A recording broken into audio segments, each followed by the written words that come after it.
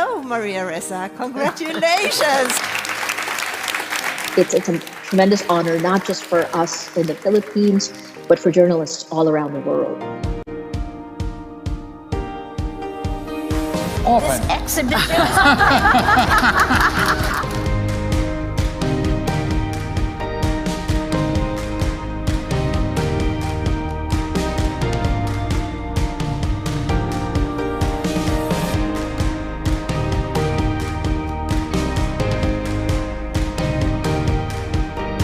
The problem with social media is not people, it's not even content. As of today, more than 15,000 people have been arrested.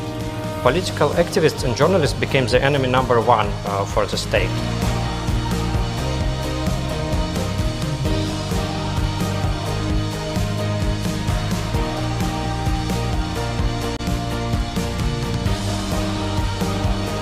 В условиях отсутствия медиа пропаганда стала новой религией.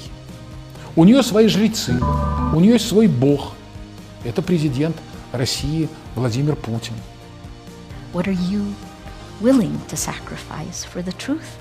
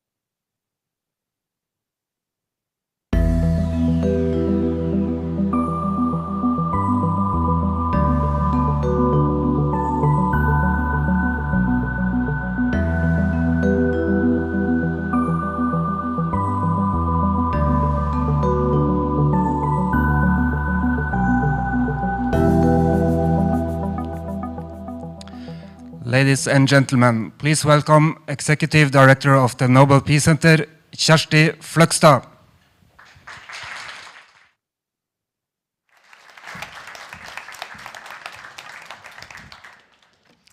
Warmly welcome to this celebration of the Nobel Peace Prize laureates of 2022. And please have a seat. There's more seats in front here, so all of you standing in the behind, just come forward. You can go in the sides here. We are so much looking forward to learn more about this year's laureates and explore their important work. The exhibition that we are in right now is a celebration of last year's laureates. And this will be replaced with an exhibition about the new prize, the laureates, and the cause that they are fighting for. And that will happen in only 2 months. But it is interesting to see that many of the themes and what they are concerned about are the same. The coming year, we will be exploring the Nobel Peace Prize through exhibition, school programs, and events here at the Nobel Peace Center. This is the first event. Today, we are so happy and honored to have the chair of the Norwegian Nobel Committee, Berit Reiss-Andersen, with us. And she will give a deep dive into this year's laureates and maybe reveal some details about the way the committee has worked to choose a winner or the winners this year. But first, something else shall happen here on the stage. Berit, would you like to come and join me, please? Thank you.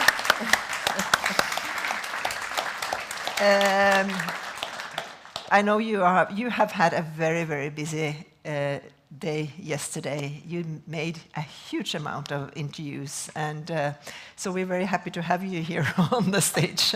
Thank you so much. I'm delighted to be here. This is a tradition that I come to the Peace Center and give an introduction of the prize, but we are... First, we are going to reveal something new. Yes, we are. The laureates, they will, when they come to Oslo in December, they will get three things.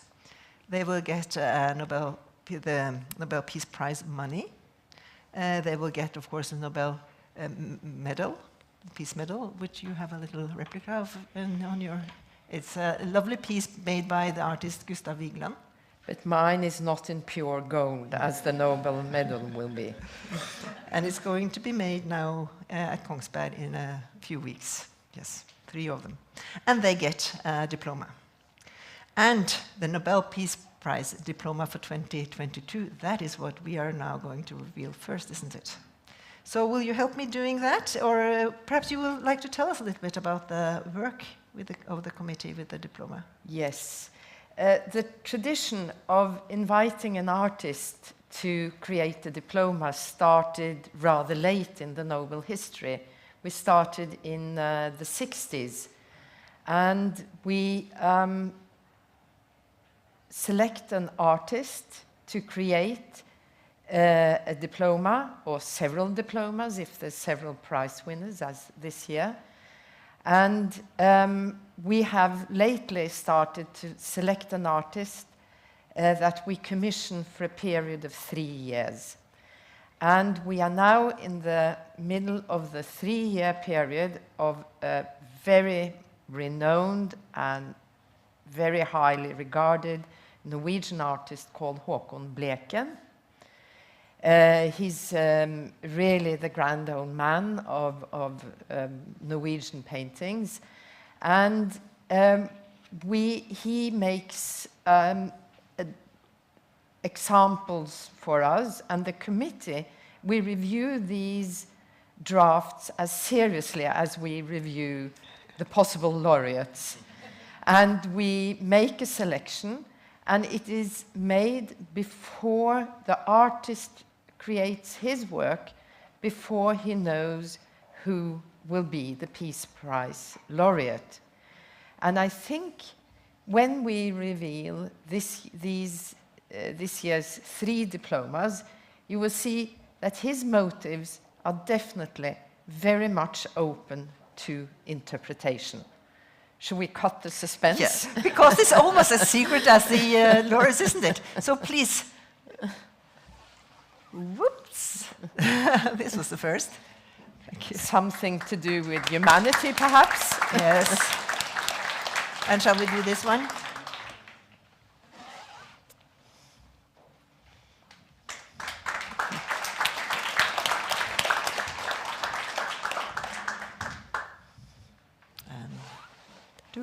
Oops.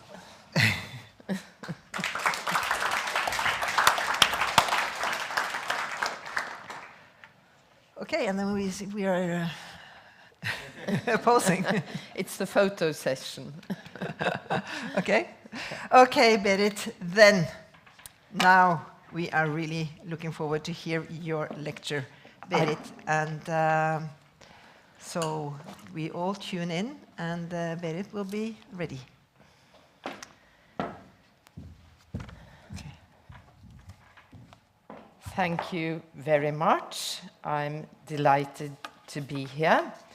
And I will just shortly repeat to you the 3 Peace Prize laureates that I had the pleasure of announcing yesterday. And when announcing the prize, we have a tradition that I open my speech by saying the Norwegian Nobel Committee has decided to award the Nobel Peace Prize to, and then comes a name, and all the journalists are standing on their toes. And this year I tricked them because I did not announce their names. I said the Peace Prize is to 1 individual and 2 organizations. And then I explained the kind of efforts that the award was about. That they represent civil society in their countries, and that they have for many years promoted the right to criticize power and protect the fundamental rights for citizens. And why did I make this twist? Because I realized if I immediately started to announce the names of the two organizations and the individual, people would start to wonder, what is this about? How are they connected? So I wanted to introduce this understanding before anybody knew who I was talking about. But who was I talking about was, of course, Ales Bialatsky from Belarus, the Russian human rights organization Memorial, and the human rights organization Center for Civil Liberties in Ukraine. The issue that we wanted to address with this year's Peace Prize is the importance of civil society. In our minds, the importance is that in a functioning democracy, civil society plays a role in the power balance. Division of power is a very important democratic principle. And you know that we divide it in state power division, but there is the freedom of speech that is extremely important, which is a human right, but it is even more so the totality of the activities that people perform as individuals or through organizations with no other mandate except that they believe in their cause, that they feel an urge to raise their voice, to perform their criticism, bring attention to this issue or that issue. And that is the importance of civil society, and that is where it is a counterforce to political power and political institutions. The idea about division of power is that everybody needs a different point of view. Everybody needs criticism, because criticism actually is essential in our way of thinking, of taking a different position, viewing problems from a different angle. And the importance of civil society is not reserved for authoritarian states. It is equally important in democracies. And the more civil society and their activities is accepted, I would claim the stronger democracies. Now, this year's Peace Prize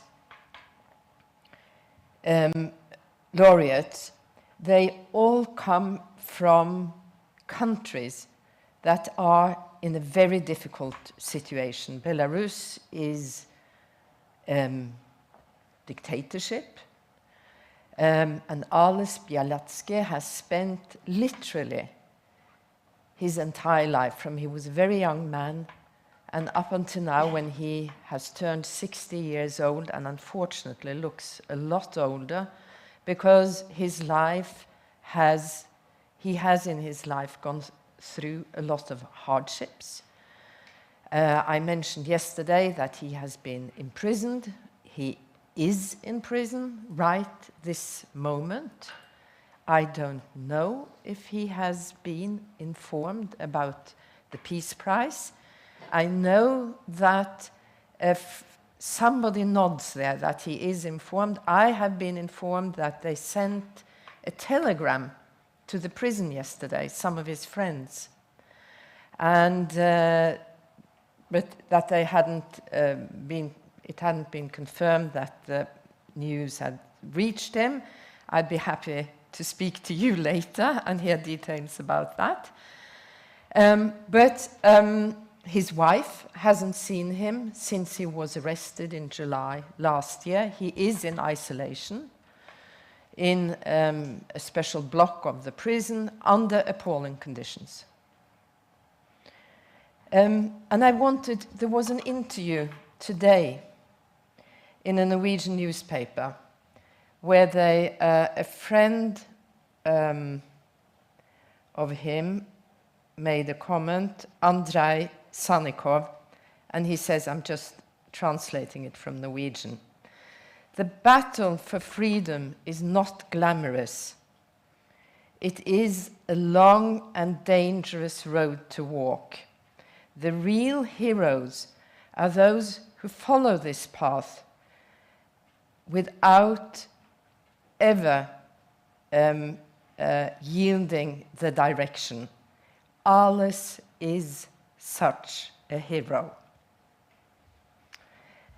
I think that was really spot on.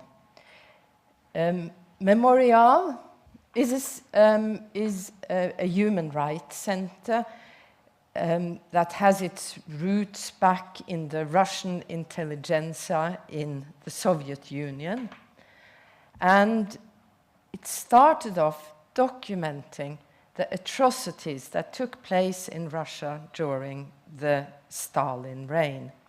And they have, from that beginning, continued to document state atrocities within Russia and Russian-run wars and conflicts.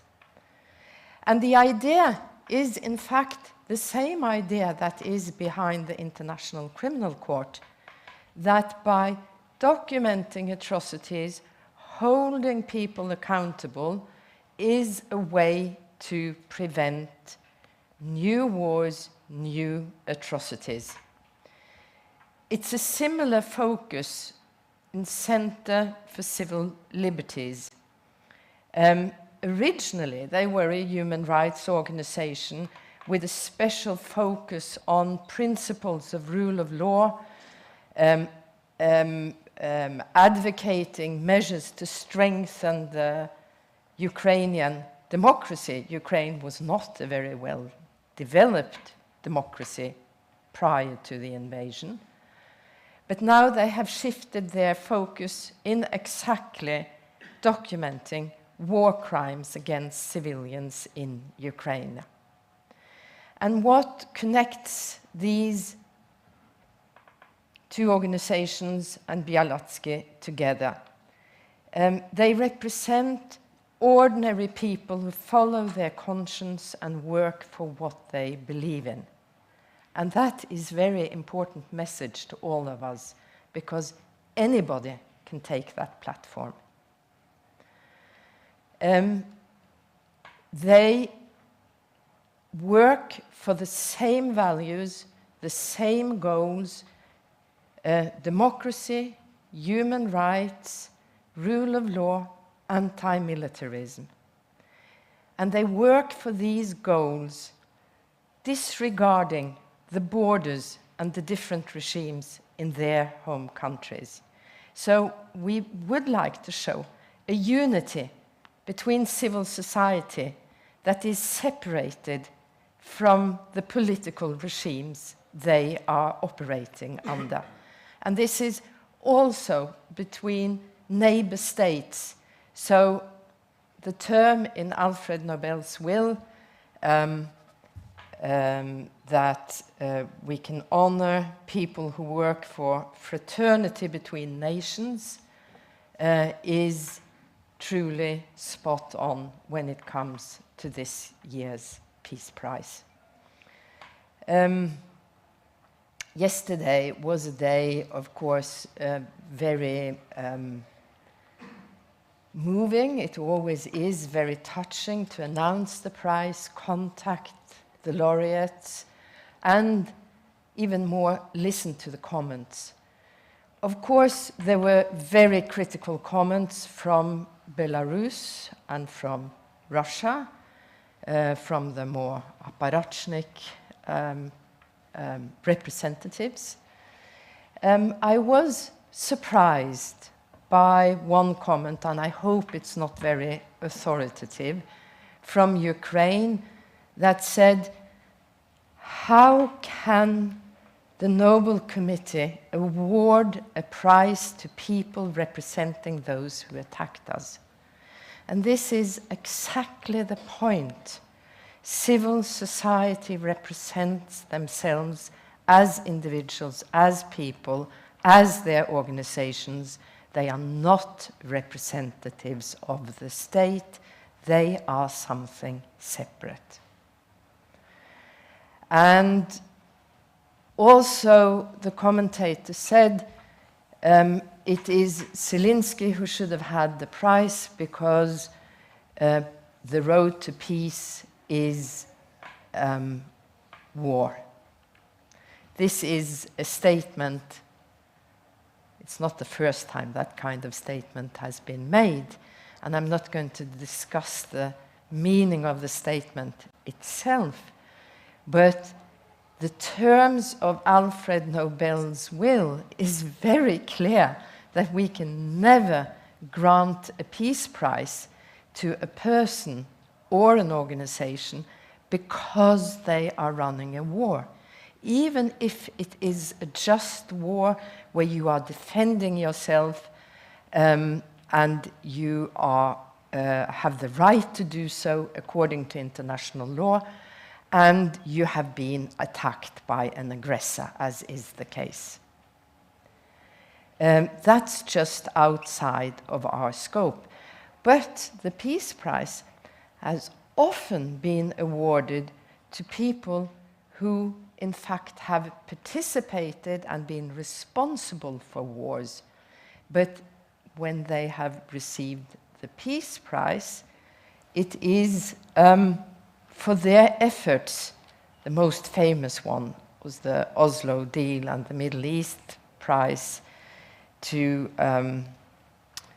Menachem Begin and Arafat, and I'm sorry, I got the blank point in my head. Yes. And also when Nelson Mandela got his prize, William de Klerk shared it with him. He was definitely a representative of the perpetrator, of the aggressor. But the award was for changing a position and taking a stand to create peace. And that is something profoundly different than being active in warfare. Okay, I think I should close now. We don't have very much time. But I would like to say that in a few months, we will receive representatives of the 3 laureates. Now, of course, I still have a hope that we maybe will be able to receive Ales Bialiatski. And I think we have really disturbed the Belarusian authorities, because to have the world's attention upon you because you are keeping a Nobel Peace Prize laureate in prison, and even in prison without having been convicted for a crime or had a trial, is an embarrassment. To release him and let him travel to Norway and speak may also be an embarrassment. So the best thing we have achieved is perhaps creating the dilemma. Memorial is in fact shut down recently, which is very sad because they have been operating for a long time in Russia. They have never been very high regarded by authorities, but I think it is very symptomatic that they were shut down months before the Russian invasion in Ukraine. I think there's a connection. And I was asked so many times yesterday, now I will close, but I would just say this. Is this a prize against Putin? No, it is not a prize against Putin. It is a prize for civil society. But Putin and any other authoritarian state leaders are drawing attention to themselves when they make state enemies out of people who are simply speaking their minds and advocating human rights, democracy, and rule of law. And that is what it is all about. Thank you very much for your attention.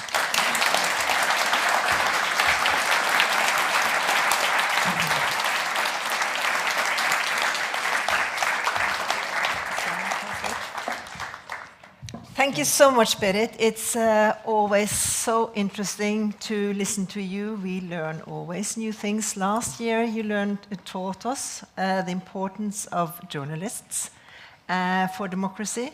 And now you have been talking about each and one of us, civil society, as important fighters for democracy. So thank you so much. No, you do not have to stay. Oh, you have to stay. I'm staying, yeah. Yeah. Because now we have a surprise for all of you. We have been able to get hold of the new laureates. And they will be with us here on screen just now. Of course, Ales Bilatsky, he will not be able to attend on link because, as Berit said, we don't even know whether he knows he's got the prize and he's in prison. But we have representatives for the two other laureates with us, and they will be with us on screen as hello. Hi. It's lovely to see you. Hello. Hi. Tatiana Blushkova from Memorial Human Rights Organization. Hello. Hello. Hi. Hello. Warmly welcome. And Alexandra Romantsova from the Center of Civil Liberties. Hello and warmly welcome to you as well. Hello. Congratulations. How was yesterday, Tatiana? Would you like to start? Yes. Well, I would say that yesterday was a kind of a blur to us. Of course, we didn't expect it at all. We all were in shock when we we got numerous congratulations from different sources, while our colleagues in Moscow were waiting in a courtroom to learn whether the authorities have the right to confiscate our office in Moscow. And further during the day, things got back to business as usual because our office got confiscated. And we think that it can be viewed as the Kremlin's response to the fact that Memorial was one of the Nobel Prize winners. So, Tatiana, this is Berit Reiss-Andersen speaking. I'm the chair of the committee. I have a question for you. Do you believe in a fair trial concerning the issue of whether you remain closed down, or do you believe that it is politically rigged so the outcome is already evident? The judgment on the liquidation of Memorial, of two memorial organizations, has already become final earlier this year, and we do not believe it was any kind of a fair trial, and the outcome of the trial was absolutely predictable for us. We do not, unfortunately, we do not think that the Nobel Peace Prize award will somehow change this outcome, because as we know that, for example, the Nobel Peace Prize did not protect Alexander Solzhenitsyn from being expelled from the Soviet Union. It did not protect Andrei Sakharov from being sent to exile to the city of Gorky. It did not protect Novaya Gazeta, whose editor-in-chief was awarded the Nobel Peace Prize last year, it did not protect Novaya Gazeta from being closed this year. So we do not think that it will somehow change things for us. Thank you. And I have another question. Is there any chance that even though you are liquidated, that you will manage to save and secure the very important archives of Memorial? Yes, of course. We hope that we will manage to, we already have conducted a lot of work in order to protect our archives, and we hope that we will be safe and we will be able to continue our mission and to work with the archives and to even fill them with new items. By the way, that yesterday, the day when we were awarded the Nobel Peace Prize and our office in Moscow was confiscated, two exhibitions were opened. Two exhibitions based on memorial archives were opened, one in Tbilisi, Georgia, and one in Syktyvkar, Russia.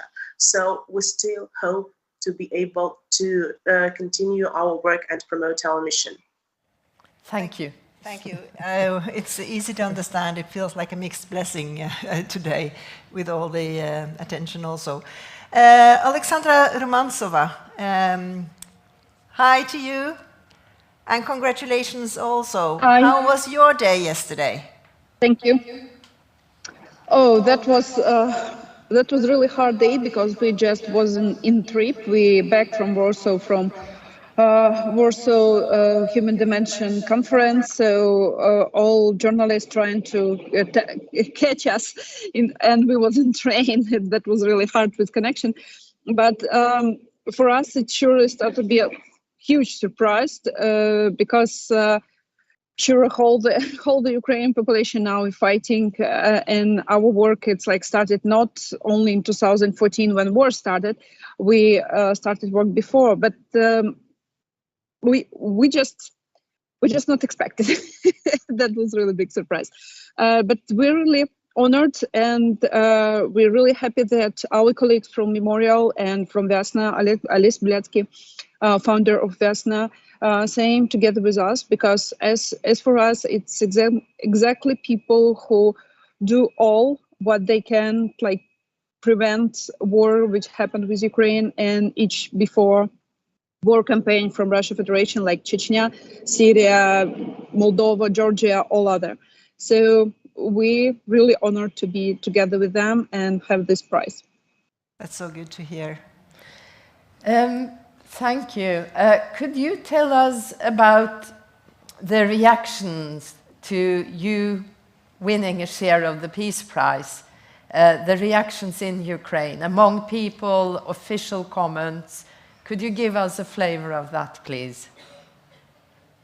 We have a few different reactions. Sure, official not react any exactly. That was a small surprise for us because usually every day we have video with president and he don't say nothing. So we think that it's complicated situation in media area here in Ukraine, because any Russians, representative Russian population, it's now the people which Ukraine have questions exactly what happened inside your country that Putin can speak from your population and can speak by guns. So that's why a lot of people don't have any idea exactly about what exactly work Memorial and how work Alice Bieletsky together with Vyasna. So they don't have this knowledge, so they some of them even started to speak about that they don't know exactly our organization, but it's really impossible here. Ukraine, if they don't know our organization, they surely know some of our projects and campaign which we're doing, like Euromaidan Source or Safe Election Salt, because that was no whole world. And so it's big question here, as for me, because they don't have enough information from one side, from other side, because they there is not exist like simple answers. What kind of responsibility each representative of the Russian population in this war, but exactly these people from Memorial and from Vyasna, I'm surely know what they do in last 8 years. So we prepared to speak about that. Like half of our we'll have our first press conference here for Ukrainian and international media which come in here in Kiev, which work in Kiev. So we will try and explain, because for us it's really important that Ukrainians believe in human rights defenders everywhere and feel that human rights like standards need to be for democracy in Ukraine when we're in war and when we will win. And that's often a consequence of, or an effect of the Nobel Peace Prize and being a laureate, that people will be very much interested in listening to your cause and what you're doing. So, perhaps the role of civil society and your work in Ukraine and Russia and Belarus, where you have the same values and same, as civil society organizations, you have the same values and same goals, will be more clear to people, perhaps.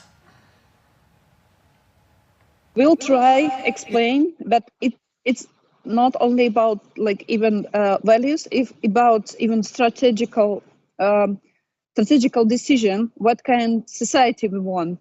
And healthy society, for our mind, it's a society which remember that human dignity and human rights is for all the people.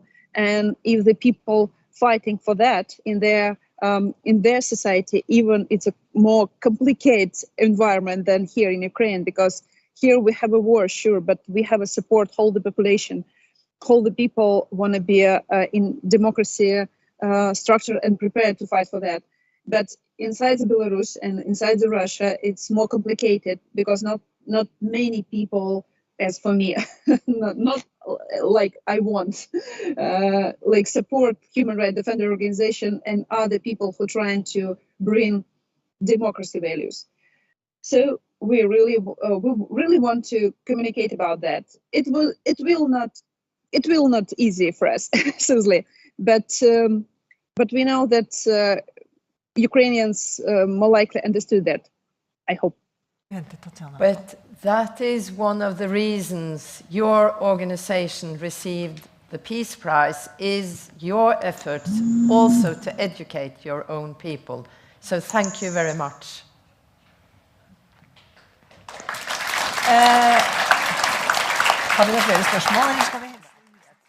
Okay, thank you so much. We have some greetings to you from last year's laureates. Let us hear what Dmitry Muratov has said. Or let's see what he has said. He says, he sent his greetings, a peace prize for those who fight despotism in their own countries and other. The prize will go to the battlefields in Ukraine, to Belarusian prisons, and to Stalin's gulag.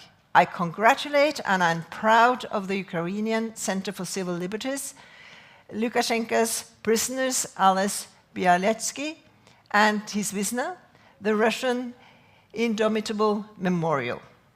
So that was from Dmitry Muratov.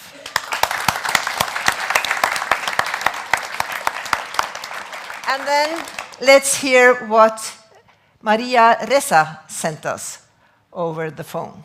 The Norwegian Nobel Committee last year was prescient in its choices of journalists under attack, and within 4 months you had Russia invade Ukraine. This year's choices of recognizing civil society, activist groups on the front lines, recognizes further takes forward the recognition that democracy is in grave danger, and calls on the forces that are necessary to protect it: the journalists, civil society, activists for democracy. Also, it's very clear what you're seeing, which is just Russia's aggressive moves around the world. Anyway, congratulations to the winners.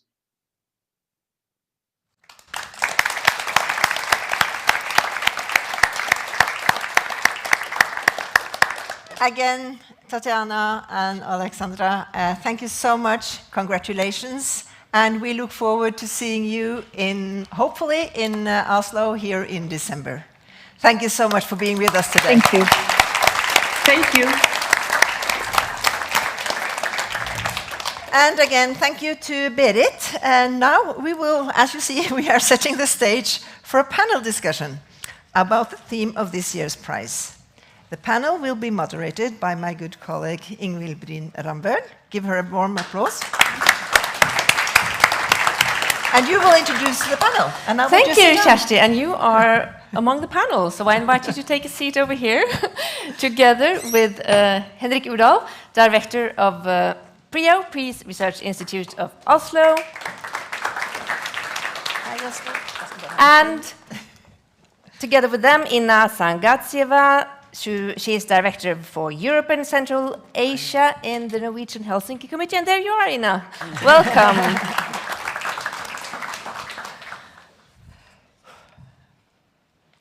Okay, we've heard now the voices of two representatives of two of the laureates that were awarded yesterday. But we are missing one. So I want to start with you, Inna. You are a personal friend of Ales Bialiatski. You've met him several times. If he had been able to join us today, what do you think he would have said? First, I want to say that Ales Bialiatski knows that he received the prize. I just got a message from a group, just double-checked whether he knows. He knows. Oh, that's so good to hear. Yes. Thank you.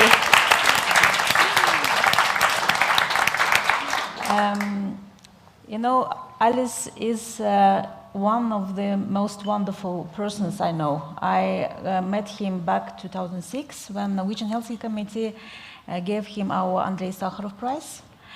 And I think if he were here, he would be thrilled. He will smile, as he always does from year to year. And but he will also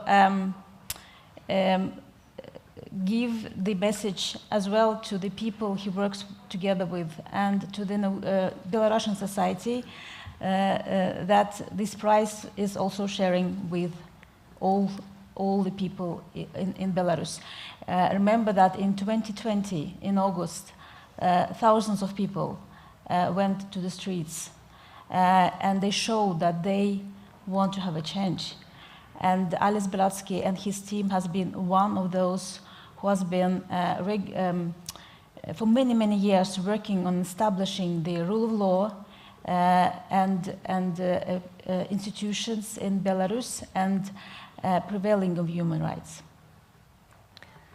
Thank you. Thank you so much for telling us that he has actually received the news, because that was new to us and I think probably new to the committee as well. And Berit Reiss-Andersen, she exclaimed a hope yesterday about his coming to Oslo in December. How probable do you think that is? Unfortunately, as Václav Havel said 10 years ago, among the countries who has experienced the communist regimes, the transformation of the society will happen at the worst price in Russia, and I would also add Belarus, because Belarus and Russia now are the countries who are running almost from the same kind of source of power, which is also quite violent. and that means that unfortunately the civil society groups, they only have the rule of law and common values as weapons, while the opposite side, the regime, has weapons and threats and propaganda. It's quite unequal, measurable. So I will really hope that he will be released. That's really my hope. But of course, we cannot, as it's now, expect that it will be reality. Do you think the prize might have a positive effect on his situation? Just short on that. I think that the prize has a tremendous signal for the whole society. That's very important. And in any changes, in regime changes, the society are those who should protect the values. And this is, I think, the process Alice and his team has been always aware of. So yes, I want to hope that this will help him, yes. Thank you. All the three laureates, they represent civil society in their countries, and they all work with documenting human rights abuse and war crimes. And Henrik Udal, what do we know about how civil society actually is work for peace? Well, first, if you may allow me, I would like to congratulate the three winners, and also as representing a research institution and a researcher who's been trained to be, critical. It's difficult to be critical of the committee these days, because I think it was it's not only a good prize, but it's also a very well-motivated prize. So from our perspective, this was exceptionally welcome. Then we know that if you look sort of across countries over time, that respect for fundamental human rights, respect for political rights, democratic features of governance are associated with stability and with peace and with quality of life. So I think the committee has probably read up on a lot of political science literature, and there's a lot of competence in the committee. But I think it's well motivated. And Berit Reiss-Andersen said that she tricked the journalists by not announcing the names immediately. My reading, and she also tricked several of us who were waiting for the names. But I think that introduction also spoke to the much broader issue, which we should of course focus on. I think it was appropriate that it was a prize for that also spoke to the current situation in Ukraine and in Russia and Belarus. But it's also a prize that speaks much broader to all of those human rights defenders, all of those civil society organizations that work in autocratic societies and make a huge contribution and a huge difference. And so I think this is a prize that also resonates much broader than the context of Ukraine and Belarus and Russia. So it's a very current, very topical prize, but Kjersti Fløgstad, director of the Nobel Peace Center, it's also a prize that resonates with the legacy of Alfred Nobel and the history of the Nobel Peace Prize. Can you say something about how this prize fits into the history, the long history of the Nobel Peace Prize? As also Berit mentioned, it's very well funded on the will of Alfred Nobel. The fraternity between people, civil society is a very good kind of demonstration of just that. And so it's very well funded in his will. And then it has a long history also, civil society organizations and fights within the Nobel Peace Prize history. From the 60s, there were several prizes going forward on this issue. So it's, I think it fits also in a long history. And then also, as we sit here in last year's exhibition or prize, it also has kind of a continuation from last year as we see it. We got to know Maria Ressa and Dmitry Muratov's work very well during the year that we have been, and we can see kind of journalists, even if they have a specific role as critical voices, they are also part of nurturing civil society. So the interlink between people and the critical voices is kind of taken even further in this year's prize, I see. And Maria Ressa has been very concerned about the development of democracy. Research shows that 70% of the world's population today lives in autocracies or dictatorship countries. And she is afraid, and many of us are afraid, that this is going the wrong way. So to kind of fight for that and help kind of democracies thrive further, civil society will be very important going forward. So I think the Nobel Peace Prize this year is shining a light on a very, very, very important issue in our time. Henrik Udal, can you say something about what kind of signal this prize is sending out to especially autocracies in the world and the civil society role there? So the committee was, and Berit Reiss-Andersen yesterday was clear on the prize not being against anyone, but of course it is a prize to those who work against the agendas of the autocrats, and I think this is a message that is being clearly received. I don't think it is going to change anything overnight, but it is a very strong signal to be sent. And then I think there is another dimension of the prize yesterday that perhaps did not get as much attention as it should, and that's the other sort of pillar of the rationale for the prize, and that's the documentation and the systematic collection of data of human rights abuses, of atrocities, which can also feed directly into both reconciliation processes, but also to legal processes, for instance, under the auspices of the International Criminal Court, the ICC, which is already in Ukraine collecting evidence. So I think this is an important part, and again, a continuum also from the prize last year, with the importance of documenting, of making available the evidence that comes out of this important work. Yeah, not only documenting, but also making it more difficult for leaders to rewrite history by hiding all those evidence, which we have seen examples of in the countries of last year's laureates as well. Would you like to say something about that, Ina? What I'm thinking about is that this prize is also an important symbol for in the processes which these countries are going through, and it's also concerning the whole post-Soviet era. It's empire fall and search for identity and building a new common values and new understanding of what will be our common issues. And if back to empire and what actually both Putin and Lukashenko want, to bring back to the wars and empire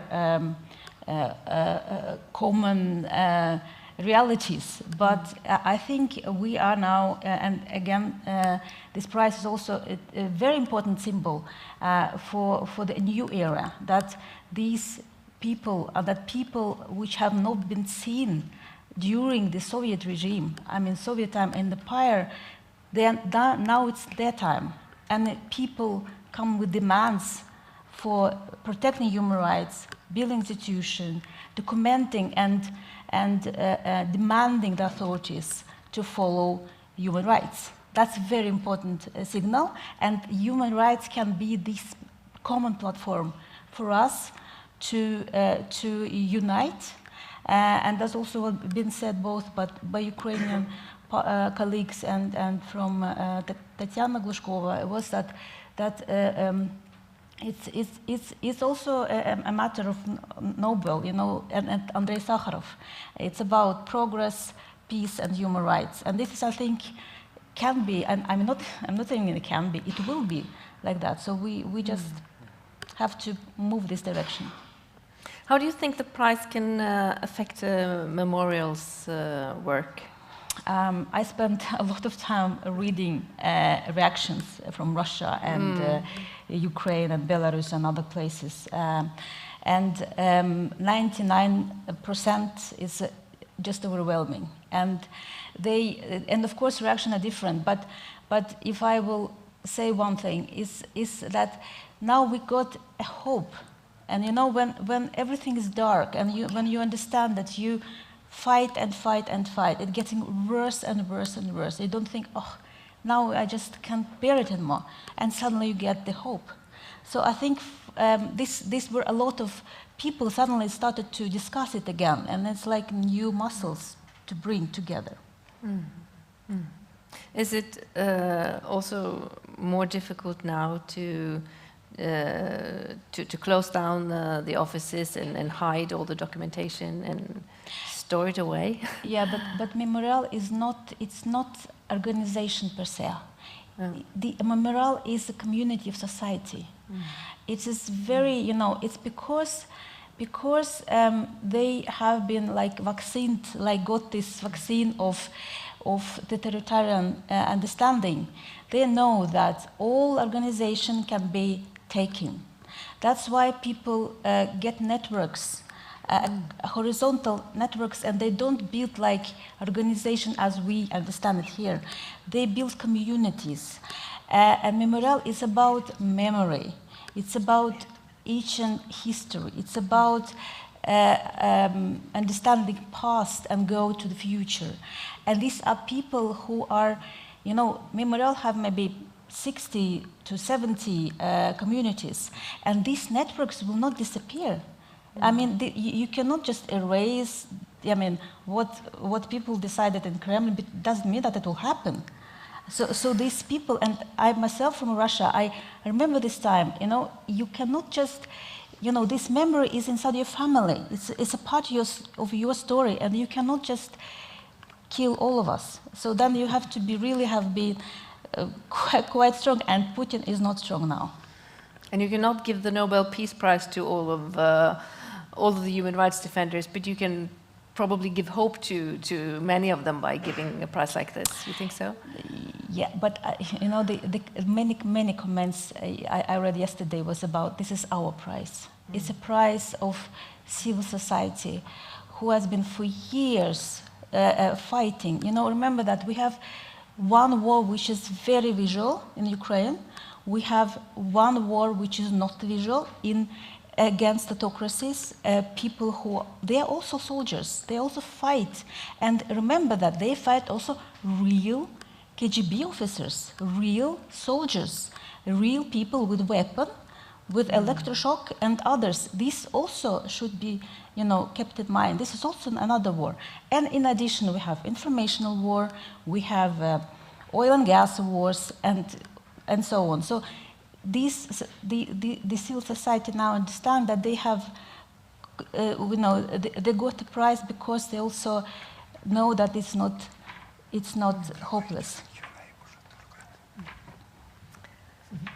I think it's very interesting what you're saying about the organization of the resistance, and maybe you, Henrik, can say something about what research on civil society's effect on peace.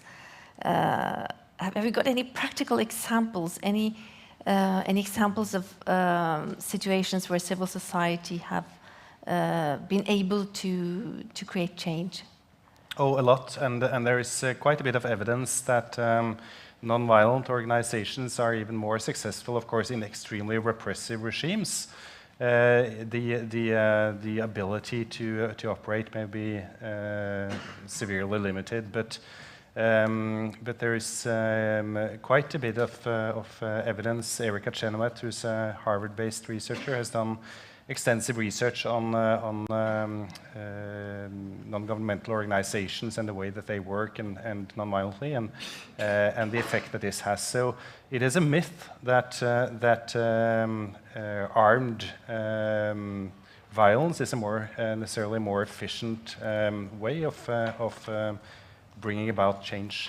Then I think it is important that these organizations are also appreciating and acknowledging the way that these are bottom-up processes. And I think it was very good to see the reaction now from the Center for Civil Liberties, that they are embracing also the other winners, because I think that was one of the few disappointments yesterday, that there wasn't a clear message coming through from Ukraine that they're supporting these bottom-up, people-to-people contributions. And I hope that this is indicative of a change on the Ukrainian scene, and especially the official one, because these are all organizations that work to strengthen civil society, civil liberties within their countries, and they should be standing together rather than fighting.